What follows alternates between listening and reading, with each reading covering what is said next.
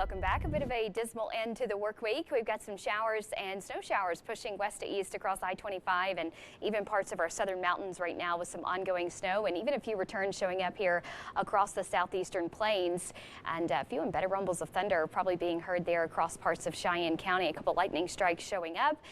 You're probably noticing more in the way of those widespread snow flurries across parts of Monument and northern El Paso County.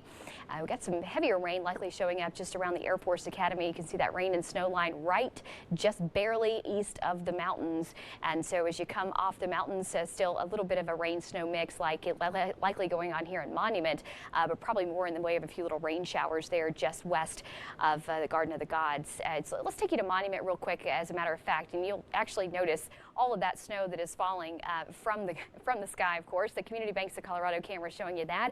Our air surface temperatures and ground temperatures are hovering above freezing, and so most of our roads will just stay wet through the afternoon commute.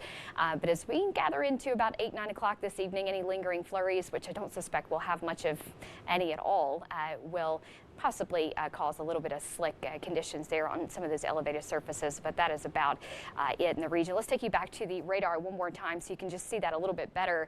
You'll notice a lot of the areas into the Pikes Peak and western El Paso County getting some heavy snow. Of course, that across parts of the Highway 24 locations, more so in the way of rain. This is all kind of thriving on afternoon daytime heating, so a couple of lightning strikes showing up there just south of Rama and Simla.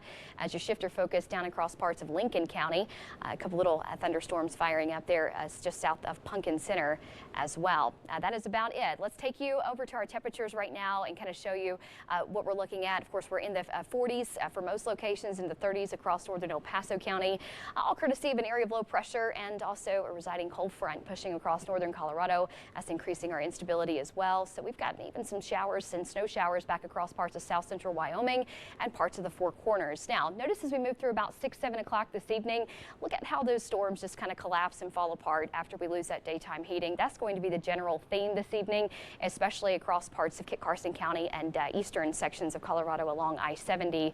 Overnight tonight, a few lingering flurries across the high country, but a lot of that fizzles out before 4 o'clock in the morning. We still have just a few little waves of energy and enough moisture in place to fire off a few little snow showers here across parts of La Veta and parts of the Spanish Peaks, anywhere between really 12 and 2 p.m. tomorrow afternoon.